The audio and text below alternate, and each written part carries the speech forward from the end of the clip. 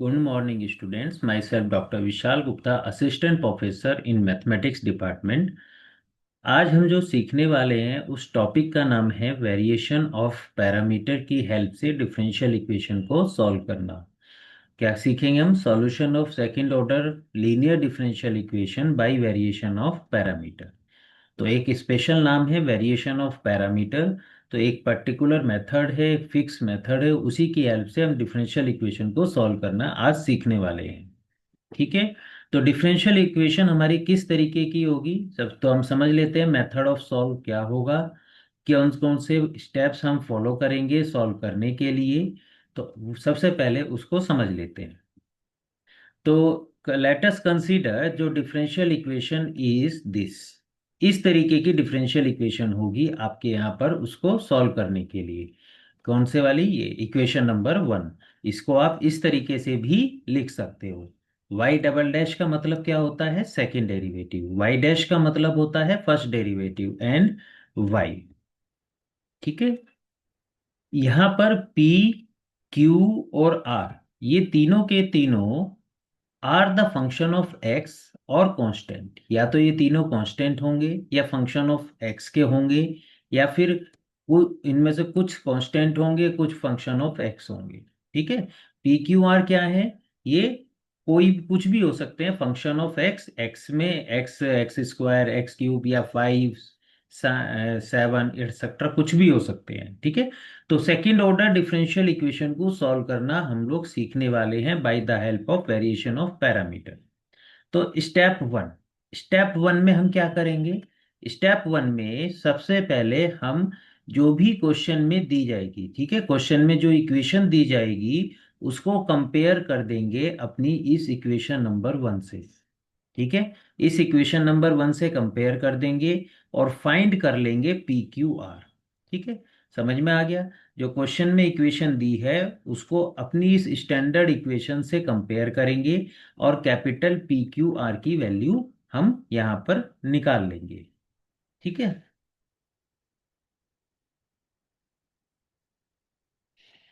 ये हमारा स्टेप 1 हो गया। फिर इसके बाद इसमें बस आपको एक चीज का ध्यान देना है कि एग्जाम में या क्वेश्चन में जो आपको सॉल्व करने के लिए एग्जाम में क्वेश्चन आता है उसमें कंपैरिजन से पहले इसका कोफिशिएंट आपको 1 करना है। सेकंड ऑर्डर का कोफिशिएंट आपको 1 करना है। ठीक है। मतलब coefficient of d2y/dx² must be 1, if not then make it first 1।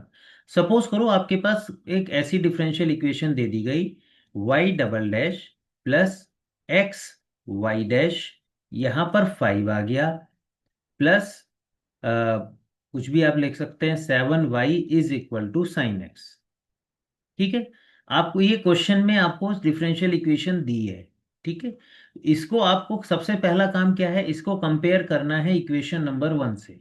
लेकिन कंपेयर करने के लिए आप देखो y डबल डैश का जो कॉफिशिएंट है वो 1 है, और हमारा यहाँ पर y डबल डैश का जो कॉफिशिएंट है वो 5 है।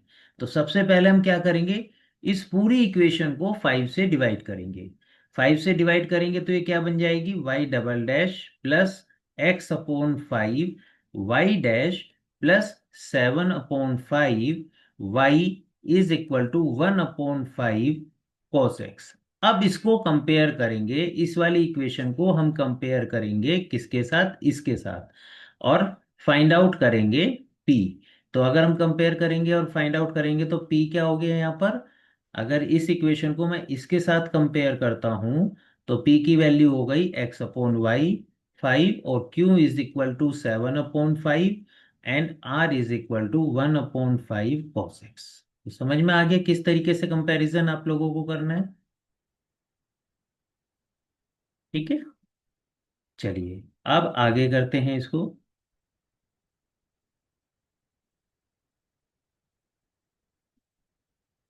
स्टेप 1 यहाँ हमारा पूरा होता है। स्टेप 2 में हम कॉम्प्लीमेंट्री फंक्शन निकालते हैं। ठीक है। कॉम्प्लीमेंट्री फंक्शन कैसे निकालते हैं आप तो जानते हैं। कॉम्प्लीमेंट्री फंक्शन निकालने के लिए हम इक्वेशन नंबर 1 में r = 0 पुट करते हैं, और इक्वेशन नंबर 1 यानी कि जो क्वेश्चन में गिवन है उसका कॉम्प्लीमेंट्री फंक्शन निकाल लेते हैं। मान लीजिए उसका कॉम्प्लीमेंट्री फंक्शन है C1U प्लस C2V। ठीक है, इतना आपको क्लियर हुआ। स्टेप वन में हम ये जो वेरिएशन ऑफ पैरामीटर मेथड है, इसकी इससे दो टाइप के क्वेश्चंस को सॉल्व करना हम लोग सीखेंगे, टाइप वन और टाइप टू। टाइप वन किसे कहते हैं? जिसमें जो गिवन इक्वेशन है उसमें P और Q कांस्टेंट होते हैं, यानी कि इस पोजीशन पे और इस पोजीशन पे कांस्टेंट होते हैं। और टाइप टू क्या है? इन पोजीशंस पर कांस्टेंट नहीं होते हैं, फंक्शन ऑफ x होते हैं। ठीक है, दो स्टेप आपको क्लियर हो गए। थर्ड स्टेप पे चलते हैं। थर्ड स्टेप क्या है? हम अपनी तरफ से मान लेते हैं P I is equal to A U plus B V. यानी जो सी एफ आपने निकाला उसमें सी वन की जगह कैपिटल ए रख देंगे और सी टू की जगह कैपिटल बी रख देंगे। यू और वी एज इट इज रहेंगे। कि ठीक है, u और v एज इट इज रहेंगे। जैसे सपोज करो आपके पास CF आया C1 e⁻x plus C2 e⁻2x। तो आप अपनी तरफ से मानेंगे P I is equal to C1 की जगह a e⁻x plus b e⁻2x। ठीक है, ये क्या हो गया आपका u और ये हो गया आपका v। तो इस तरीके से आप स्टेप थ्री को करेंगे।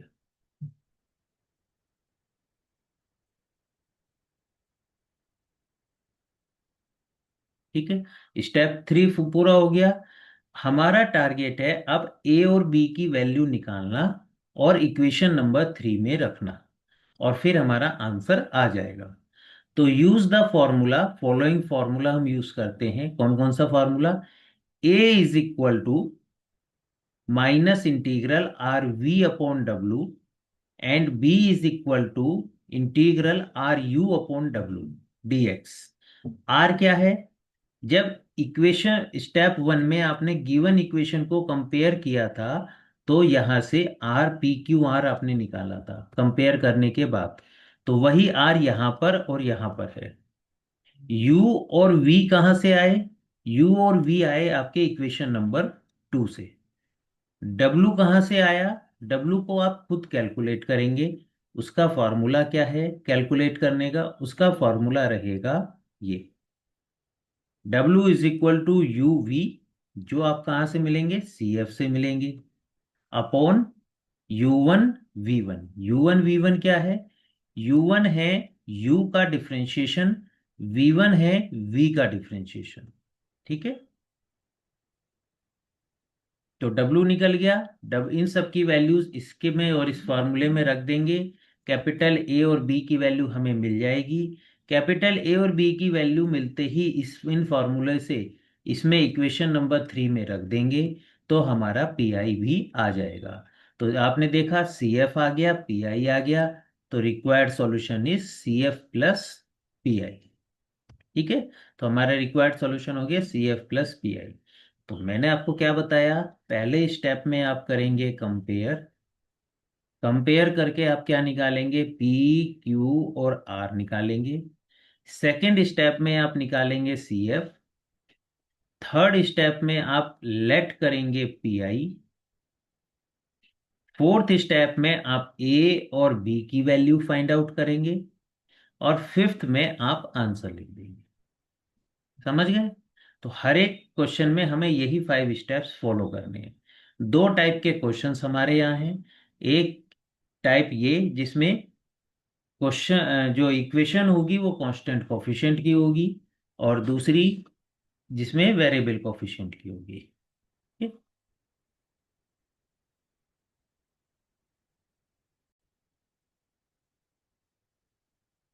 चलिए शुरू करते हैं, एग्जाम्पल समझते हैं एग्जाम्पल के थ्रू। देखो पहला टाइप वन का एग्जाम्पल है आपका ये, solve by variation of parameters d2y/dx² equal to a² y equal to sec ax।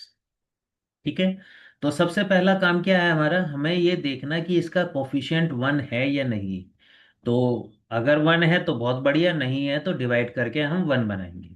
फिलहाल इसका कोफिशिएंट वन है तो हमें इसका कोफिशिएंट वन बनाने की जरूरत नहीं। फिर स्टेप वन में आते हैं। स्टेप वन में क्या था? कंपेयर। ठीक है, याद रखना। स्टेप वन क्या था हमारा? कंपेयर। स्टेप टू क्या था? C F. स्टेप थ्री क्या था? P I. स्टेप फोर क्या था? ए और बी को निकालना। और स्टेप फाइव में हम सॉल्यूशन लिखते हैं।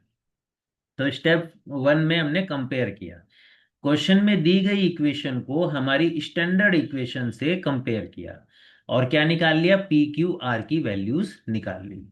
आप देखो, पी क्या है? यहाँ D Y by D X का कोफिशिएंट। यहाँ पे D Y by D X है ही नहीं, तो पी हो गया आपका जीरो। क्यू क्या है? Q Y. ये है ए स्क्वायर वाई। कंपेयर करोगे तो क्यू की वैल्यू आ गई आपकी ए स्क्वायर। इसी तरीके से इधर इक्वल टू के इधर आर लिखा है, इधर सेक ए एक्स लिखा है, इसलिए आर की वैल्यू हो गई सेक ए एक्स। क्लियर हो गई बात?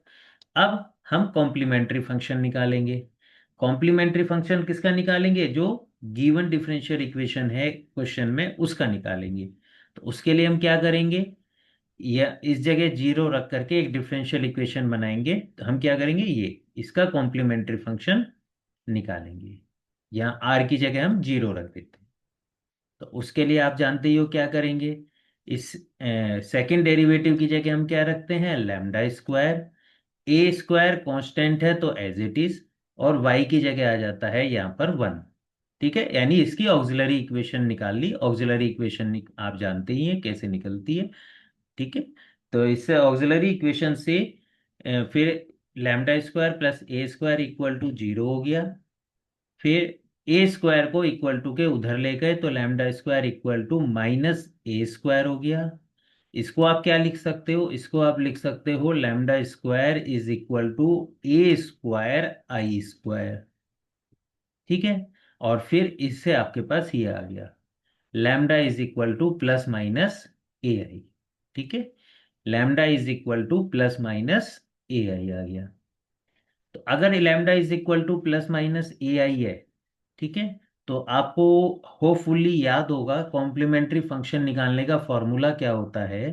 कि अगर हमारा lambda is equal to alpha plus minus I beta है, तो हमारा सी एफ का फॉर्मूला होता है E to the power alpha X C one cos beta X plus C two sine beta X. ठीक है, तो ये हमारा फॉर्मूला होता है। तो इसको और अल्फा प्लस आई बीटा को आप कंपेयर कर दो, तो अल्फा की वैल्यू क्या हो गई? जीरो, और बीटा की वैल्यू हो गई ए। तो इस फॉर्मूले में अल्फा की जगह जीरो और बीटा की जगह ए रखा, तो हमारा कॉम्प्लीमेंट्री फंक्शन आ गया ये C F is equal to C one cos A X plus C two sine A X. ठीक है, सेकेंड स्टेप खत्म हो गया। थर्ड स्टेप में हम क्या करते हैं? पी आई निकालते हैं। तो पी आई हम मान लेते हैं, let P I is equal to A cos X plus B sine sine A X. मैंने आपको क्या बताया था? सी वन की जगह ए रख देंगे, सी टू की जगह बी रख देंगे, ये एज इट इज यू और वी एज इट इज आ जाएंगे। तो अगर तो इसका मतलब ये क्या हो गया आपका? ये आपका u हो गया, ये आपका क्या हो गया? ये आपका v हो गया।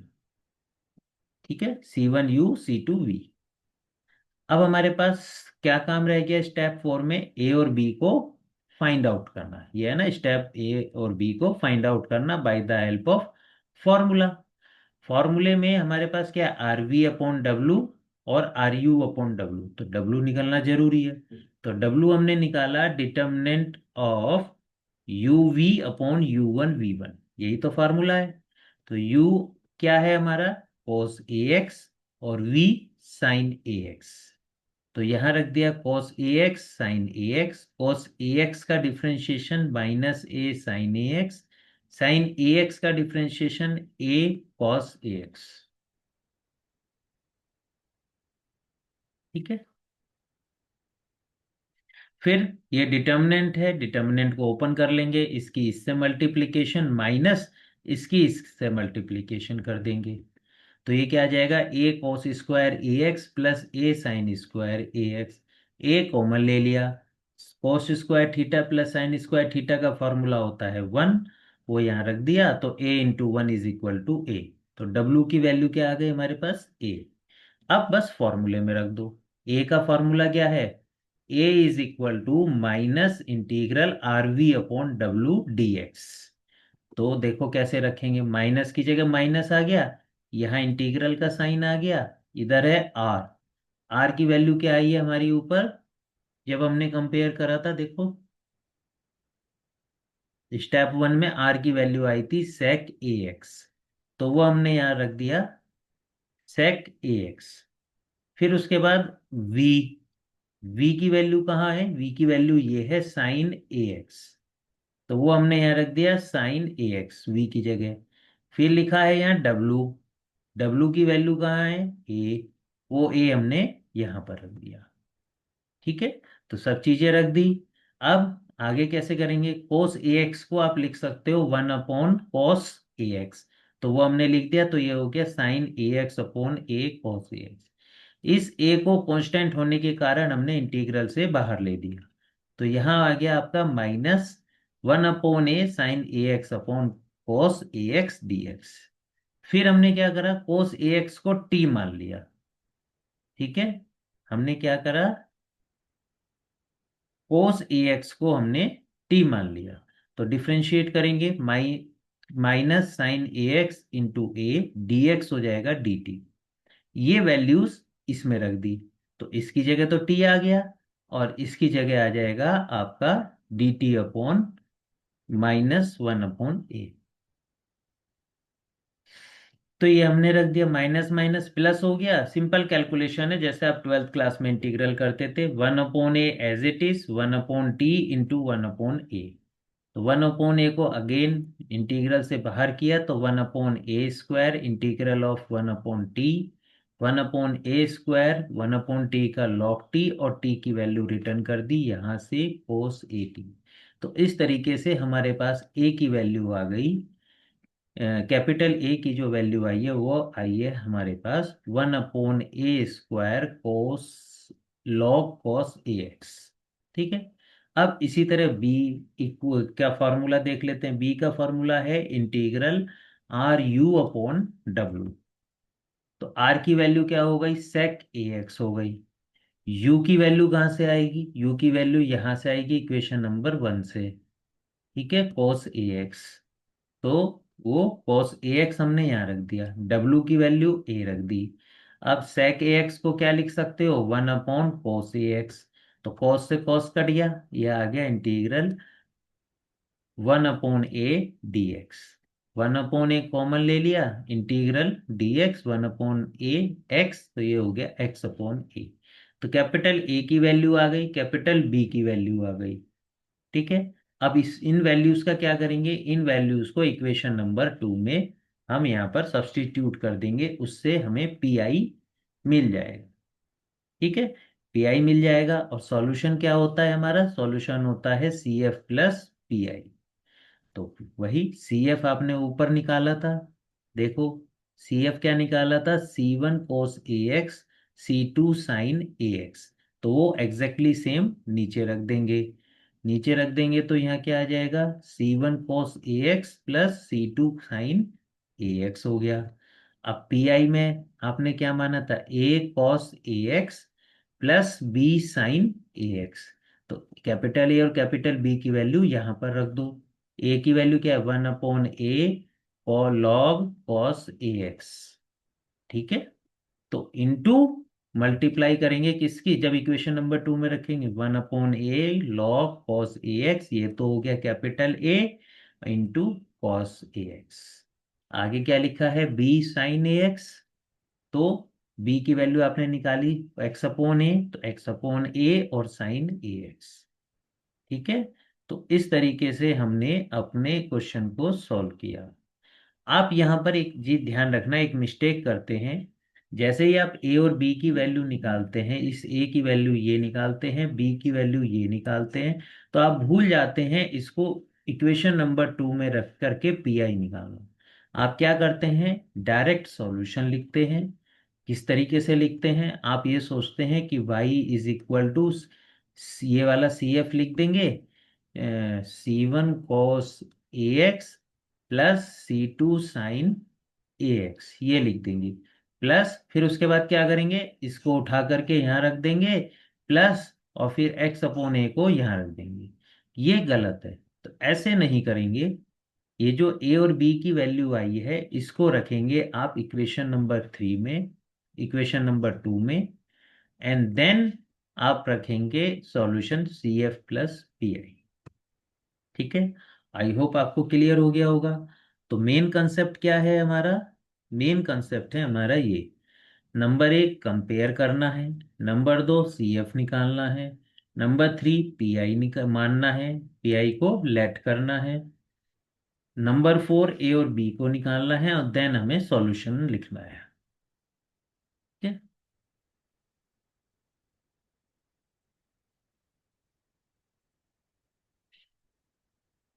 चलिए एक और क्वेश्चन देखते हैं इसके ऊपर बेस्ड, टाइप 1 के ऊपर। ठीक है, टाइप 1 पर दूसरा एग्जाम्पल देखते हैं। ये वाला एग्जाम्पल में आपके पास है d2y/dx² plus 3dy/dx plus 2y is equal to e⁻x। ठीक है, e की पावर e और उसकी भी पावर x है। तो अब आप इसको ध्यान से समझो कि ये टाइप 1 को बिलोंग करता है या टाइप 2 को। आप देखो इसका कोफिशिएंट 3 है और इसका कोफिशिएंट 2 है और इसका कोफिशिएंट 1 है, तो सारे के सारे कांस्टेंट है, दैट मीन्स ये टाइप 1 को बिलोंग करता है। ठीक है, यहां हो गया पहला स्टेप, क्या था हमारा, कंपेयर। तो हमने इसको कंपेयर करा इस इक्वेशन से। ठीक है, इस इक्वेशन से कंपेयर किया तो हमारे पास P की वैल्यू आ गई 3, Q की वैल्यू आ गई 2 और R की आ गई e⁻x आ गई। ठीक है, आप समझ ही गए होंगे कैसे। भाई ये dy/dx है, यहाँ dy/dx ये है, इसका कोफिशिएंट ये है और इसका कोफिशिएंट ये है, तो p की वैल्यू इस तरह निकली, इसी तरीके से q और r की वैल्यू निकली। पहला स्टेप पूरा हो गया। दूसरा स्टेप क्या था, कॉम्प्लीमेंट्री फंक्शन निकालना। कॉम्प्लीमेंट्री फंक्शन के लिए क्या करेंगे, इसकी ऑक्सिलरी इक्वेशन निकालेंगे। तो ऑक्सिलरी इक्वेशन आप जानते ही हो क्या होती है, इसकी जगह रखोगे λ², इसकी जगह रखोगे लैम्डा और इसकी जगह रखोगे 1। ठीक है, तो जैसे ही हमने ऑक्सिलरी इक्वेशन इसकी निकाली तो वो आई है λ² plus 3λ plus 2 is equal to 0। ठीक है, इसके फैक्टर करेंगे तो वो हो गए λ+1 into λ+2 is equal to 0। Then lambda की वैल्यू निकाली तो lambda is equal to -1 into -2। ये दो फैक्टर आ गए। तो ये दोनों फैक्टर क्या है, रियल हैं और डिस्टिंक्ट हैं, तो ये बिलोंग करेंगे केस 1 को।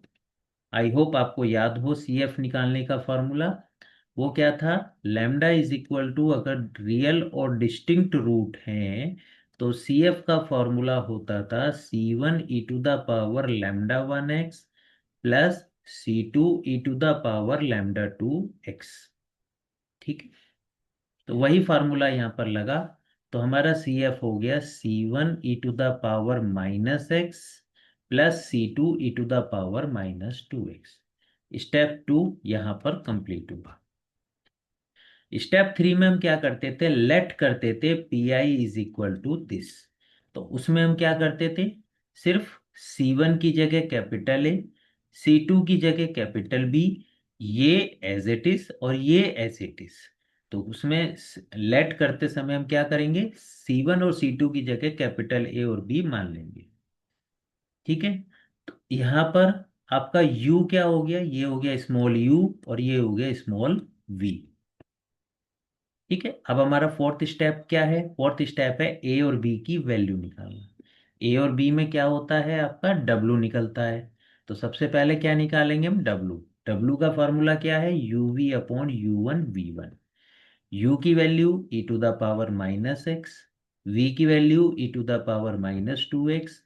e⁻−x का डिफ्रेंशिएशन ये हो जाएगा -e⁻−x, इसका डिफ्रेंशिएशन ये हो जाएगा -2 e⁻−2x। इस डिटर्मिनेंट को मल्टीप्लाई करेंगे, इसकी मल्टीप्लिकेशन इसके साथ माइनस इसकी मल्टीप्लिकेशन इसके साथ। ठीक है, तो ये आ गया इक्वल टू e⁻−3x। तो डब्लू की वैल्यू आ गई, फॉर्मूलों में रख दो, आंसर आ जाएगा। ए का फॉर्मूला क्या है? ए का फॉर्मूला है ये, minus integral R V upon W D X. Minus की जगह माइनस इंटीग्रल, आर की वैल्यू क्या है? आर की वैल्यू आपने ऊपर निकाली थी कंपेयर करते वक्त, तो आर की वैल्यू थी ई टू द पावर एक्स, तो वो हमने यहाँ रख दी ई टू द पावर एक्स। फिर v की वैल्यू क्या थी? e⁻²x, ये हमने यहाँ रख दी e⁻²x। फिर w, w की वैल्यू क्या निकाली? -e⁻−3x, वो हमने यहाँ पर रख दी। अब बस इन तीनों इसे इंटीग्रेट करना है। यहाँ e⁻−2x है, यहाँ e⁻−3x है, तो पावर्स कैंसिल आउट करके क्या बच जाएंगी? नीचे बच जाएगा e⁻−x, जो ऊपर जा करके क्या हो जाएगी? e⁻x। तो इस तरीके से हमारे पास क्या बचेगा? Integral e⁻x into e⁻x dx। हम क्या करेंगे अब? हम करेंगे e⁻x को t माना, तो e⁻x dx is equal to dt हो गया। तो अब e⁻x, ये वाला पोर्शन तो कहाँ चला गया? dt में चला गया, और e⁻x को हमने t माना, तो ये इसकी जो पावर है e⁻x, इसको हम t लिख सकते हैं। तो ये क्या हो जाएगा? e⁻t dt, तो इज इक्वल टू हो जाएगा e⁻t, क्योंकि e⁻t का डिफरेंशिएशन t के रिस्पेक्ट में यही होता है। t आपने क्या माना था? e⁻x, उसकी वैल्यू यहाँ पर रिटर्न कर दो, तो ये क्या बन जाएगा? e⁻x। ठीक है, तो इस तरीके से आपने a को निकाल दिया। फिर b का फॉर्मूला क्या होता है? b का फॉर्मूला होता है ये, integral R U upon W D X. इसमें भी वैल्यूज रख दो। आर की वैल्यू क्या है? e⁻x। यू की वैल्यू क्या है? ये रखी e⁻−x, वो यहाँ रख दी e⁻−x। डब्लू की वैल्यू ये आपने निकाल रखी, यहाँ से हमने यहाँ रख दी डब्लू की वैल्यू। इसको और इसको सिंप्लीफाई किया, तो ये बन गया minus integral e⁻x again e⁻x को t माना, तो e⁻x dx is equal to हो गया dt। ठीक है, फिर इसके बाद आपने आगे इक्वल टू माइनस इंटीग्रल। अब इस e⁻2x को हमने कैसे लिखा? इसको हमने यहाँ पर इस तरीके से लिखा, minus integral e⁻x into e⁻x dx। तो इतने पोर्शन की जगह तो क्या आ गया? dt आ गया, ये dt आ गया, और इसकी जगह और इसकी जगह हमने t रख दिया, तो ये हमारे पास बन गया फाइनली इंटीग्रल में integral e⁻t into T D T. इसको आप फर्स्ट इंटू सेकेंड मान के इंटीग्रेट कर देंगे, तो फाइनली इसका डिफरेंशिएशन आपके पास ये आ जाएगा। ठीक है, ये T e⁻t minus e⁻t, T की वैल्यू रिटर्न कर दो जो आपने मानी है, ये टी इक्वल टू e⁻x, तो फाइनली ये आ जाएगा हमारे पास e⁻x minus e⁻x into e⁻x। तो ये ए और बी की वैल्यू आ गई। अब इस ए और बी की वैल्यू को डायरेक्ट आंसर में नहीं लिखना है, इसको पहले पीआई में डालना है। ठीक है, पीआई में डालेंगे तो पीआई हमारा क्या है? पीआई हमारा है जो हमने स्टेप नंबर 3 में माना था, ए e⁻x प्लस बी e⁻−2x। तो जैसे ही हम यहाँ पर करेंगे, तो यहाँ पर हमारा पीआई क्या हो जाएगा? पीआई क्या है हमारा? पीआई है ए e⁻−x प्लस बी e⁻−2x। तो ए की वैल्यू यहाँ रख दो, ए की वैल्यू क्या है? ये है, और बी की वैल्यू हमारे पास ये है, तो इन दोनों को हम यहाँ पर रख देते हैं E to the power X E to the power minus X plus B की वैल्यू रखते हैं, बी की value E to the power X minus E to the power X E to the power X और ये E to the power minus के 2x। ठीक है, तो ये हमारा पी आई निकल गया। अब सॉल्यूशन क्या है, C F plus P I. तो सी एफ क्या हो गया हमारा, जो स्टेप नंबर 2 में आया था ये रहा, ये लिख दिया सी एफ। और पी आई क्या हो गया, जो स्टेप नंबर 4 में आया था वो क्या आया था, वो ये आया था। इन दोनों को ऐड करते हुए हमने यहाँ पर लिख दिया। फिर उसके बाद मल्टीप्लाई कर दी, इसकी मल्टीप्लाई अंदर कर दी इसमें। तो जब इसमें करी तो ये तो एज इट इज, ये एज इट इज, और बस इसका तो ब्रैकेट ओपन हुआ। और फिर इसकी अंदर मल्टीप्लाई करेंगे, इसकी यहाँ करेंगे तो ये टर्म बन गई। और फिर उसके बाद इसकी इसमें मल्टीप्लाई करेंगे तो ये वाली टर्म तो एज इट इज आ गई। और इसकी मल्टीप्लाई जब इसके साथ हुई तो हमारे रिजल्ट में मिला E to the power minus X. ठीक है, तो इस तरीके से ये वाली लाइन आ गई। अब इस लाइन में ये एज इट इज लिखा गया, ये एज इट इज लिखा गया। आपने देखा कि इस वाली टर्म से ये वाली टर्म कैंसिल हो गई, कैंसिल होते ही ये नीचे उतर के आ गया। तो इस तरीके से यहाँ पर आपको सॉल्यूशन मिल गया। तो करने का तरीका वही सेम, पहले कंपेयर करेंगे, पी क्यू आर निकालेंगे, सेकंड स्टेप में सी एफ निकालेंगे, थर्ड स्टेप में आप पी आई मानेंगे, फोर्थ स्टेप में ए और बी निकालेंगे, एंड फिफ्थ स्टेप में आप आंसर को लिख देंगे। ठीक है, चलिए एक और क्वेश्चन देखते हैं। नहीं, ये वाला क्वेश्चन एके ट्यूब में 2023 में आया था। बिल्कुल सेम वैसा ही क्वेश्चन है जो हमने सबसे पहले किया था एग्जाम्पल नंबर 1 में, जहां पर कोस ए एक्स की जगह सेक ए एक्स था। तो चीज वही है, उसी तरीके से करेंगे, एक बार करने की कोशिश कीजिएगा, इसका आंसर ये आएगा। ठीक है, वेरिएशन ऑफ पैरामीटर की हेल्प से हम इसको करेंगे। अब टाइप 2 पे आते हैं। अब टाइप 2 के एग्जाम्पल्स देखते हैं। टाइप 2 का एग्जाम्पल क्या है, तो टाइप 2 क्यों बोला हमने इसको, ये वाला क्वेश्चन देखिए एके ट्यूब में 2018 में आया था। अब आप यहाँ देखो, कंपेयर करो, यहाँ इसकी वेरिएबल कोफिशिएंट है, यहाँ पर भी वेरिएबल कोफिशिएंट है। तो यहाँ देखिए कोफिशिएंट जो है डेरिवेटिव्स के वो वेरिएबल आ गए। तो इसलिए ये वेरिएशन ऑफ पैरामीटर के टाइप टू को बिलोंग करेगा क्वेश्चंस को। ठीक है, तो याद रखना कि दोनों के करने का थोड़ा सा डिफरेंस है। तो टाइप 1 को बिलोंग करता है या टाइप 2 को बिलोंग करता है। टाइप 1 वो है जिसमें डेरिवेटिव के कोफिशिएंट कांस्टेंट होते हैं। टाइप 2 वो है जिसमें डेरिवेटिव के कोफिशिएंट कम से कम एक कोफिशिएंट कांस्टेंट नहीं होगा, यानी कि वेरिएबल होगा, यानी कि फंक्शन ऑफ एक्स होगा, जैसे कि इस केस में आप देख सकते हैं। तो सबसे पहले पहला स्टेप क्या था, कंपेयर।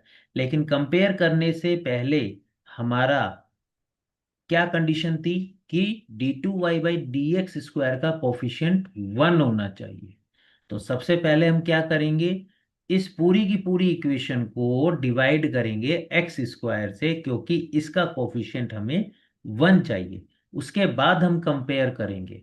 तो ये डिफरेंशियल इक्वेशन आपकी कन्वर्ट हो जाएगी जब हम एक्स स्क्वायर से डिवाइड कर देंगे, D two Y by D X square plus 1/x D Y by D X minus, इसको और उधर से लिखते हैं जिससे आपको क्लियर हो। ठीक है, तो ये वाली डिफरेंशियल इक्वेशन आपकी कन्वर्ट हो जाएगी एक्स स्क्वायर, सॉरी, जब हम पूरी इक्वेशन को एक्स स्क्वायर से डिवाइड कर रहे हैं।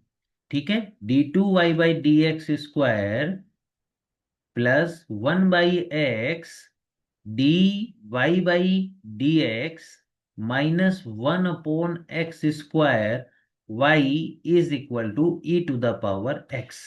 अब इसको कंपेयर करेंगे हम अपनी स्टैंडर्ड इक्वेशन इससे। क्यों, क्योंकि अब दोनों में इसका कोफिशिएंट भी 1 हो गया और इसका कोफिशिएंट भी हमारा 1 हो गया। कंपेयर किया तो P की वैल्यू आ गई 1/x, Q की वैल्यू आ गई -1/x² और R की वैल्यू आ गई e⁻x। फर्स्ट स्टेप कंप्लीट हो गया। सेकंड स्टेप में हम क्या करते थे? सेकंड स्टेप में हम CF निकालते थे।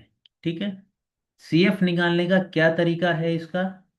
CF निकालने का तरीका जो मैंने आपको बताया था वो ये बताया था, अगर वेरिएबल कोफिशिएंट है, ठीक है, अगर वेरिएबल कोफिशिएंट्स हैं तो CF निकालने का तरीका जो मैंने आपको बताया था वो ये बताया था कि x डी y/dx की जगह आप लैम्डा रख देंगे। ठीक है, x² d2y/dx² की जगह आप रख देंगे लैम्डा इंटू लैम्डा -1। ठीक है, इसको y को आप हटा भी सकते हैं यहाँ पर। ठीक है, इस y को हटा सकते हैं।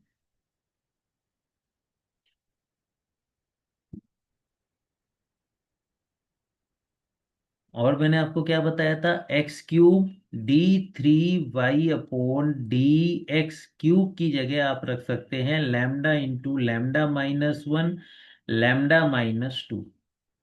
ठीक, तो ये सब्स्टिट्यूशन इसमें कर दिया। तो इसकी जगह तो हमने रख दिया लैम्डा की जगह, यहाँ यूज हुआ है वर्ड m, तो m इंटू m-1। उससे कोई फर्क नहीं पड़ता, आप लैम्डा लें, m लें या कुछ और लें, बस कैपिटल D नहीं लेना है। और इसकी जगह आ गया आपका m, और -y की जगह आ गया आपका -1। ठीक है, y की जगह 1 रखना है, बाकी dy/dx की जगह m यानी लैम्डा, और सेकंड डेरिवेटिव की जगह लैम्डा इंटू लैम्डा -1। m को अंदर मल्टीप्लाई किया तो m² - m, इसको सिंप्लीफाई किया तो ये आ गया m² - 1 = 0, क्योंकि इससे ये कट गया। फिर m = आ गया +-1। +-1 रियल और डिस्टिंक्ट रूट है, तो आप क्या करेंगे इसको? यहाँ पर रियल और डिस्टिंक्ट रूट है तो CF = हो जाएगा आपका C1e⁻z प्लस C2e⁻−z। ठीक है, तो ये मैंने आपको बताया था यहाँ पर कि जब वेरिएबल कोफिशिएंट होते हैं तो ये होती है कॉची यूलर इक्वेशन, और कॉची यूलर इक्वेशन में आपका इंडिपेंडेंट वेरिएबल जेड हो जाता है। ठीक है, याद होगा आपको जब मैंने इससे पहले जो एक टू फाइंड कॉम्प्लीमेंट्री फंक्शन नाम का चैप्टर मैंने पढ़ाया है उसमें इस चीज के बारे में बताया है पूरे बड़े अच्छे से। ठीक है, तो इसका आंसर आप किस में लिखेंगे? जेड में लिखेंगे। तो ये जेड में लिखेंगे मतलब आपका जो फॉर्मूला था CF का, λ = λ1 और λ2 आते हैं, तो आपका फॉर्मूला क्या था? CF = C1e⁻λ1x plus C2e⁻λ2x। तो जब वेरिएबल कोफिशिएंट होता है तो ये फॉर्मूला आपका चेंज हो जाता है C1e⁻λ1z प्लस C2e⁻λ2z। तो इस फॉर्मूले का यूज करते हुए हमने यहाँ पर C1e⁻z और C2e⁻−z लिखा है। तो जेड कब आएगा? केवल तब जब वेरिएबल कोफिशिएंट होंगे, जब टाइप 2 के क्वेश्चंस होंगे। ठीक है, और जेड की वैल्यू क्या होती थी? जेड की वैल्यू log x, ये हमेशा फिक्स होती थी, z = log x। तो वह हम रख देंगे z = log x। तो ये क्या हो जाएगा? e⁻log x। तो log से एंटी लॉग कट गया, यहाँ रह गया x। यहाँ पर भी हम रख देंगे e⁻−log x। तो ये हो जाएगा e⁻log x⁻−1। इस log से ये एंटी लॉग कट जाएगा, ये आ जाएगा x⁻−1 यानी कि 1/x। ठीक है, तो ये आपकी कैलकुलेशंस रहेंगी। तो इस तरीके से जब आप z log x रखेंगे तो ये जो आपका CF है ये चेंज हो जाएगा आपका इसमें C1x प्लस C2 1/x में। ठीक है, C1x और C2 1/x में।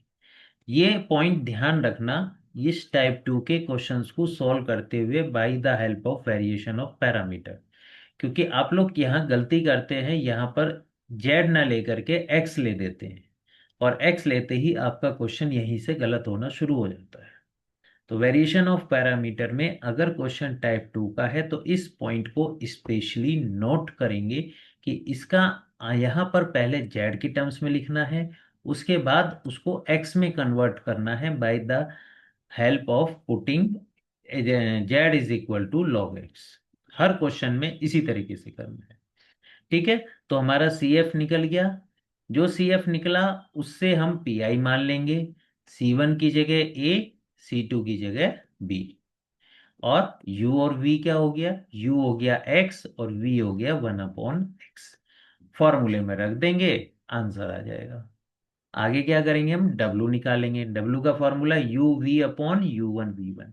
u है x, v है 1/x, x का डिफ्रेंशिएशन 1, 1/x का डिफ्रेंशिएशन -1/x²। डिटर्मिनेंट ओपन कर देंगे, इसका मल्टीप्लिकेशन इसके साथ माइनस इसका मल्टीप्लिकेशन इसके साथ। तो ये हो गया -1/x -1/x equal to -2/x।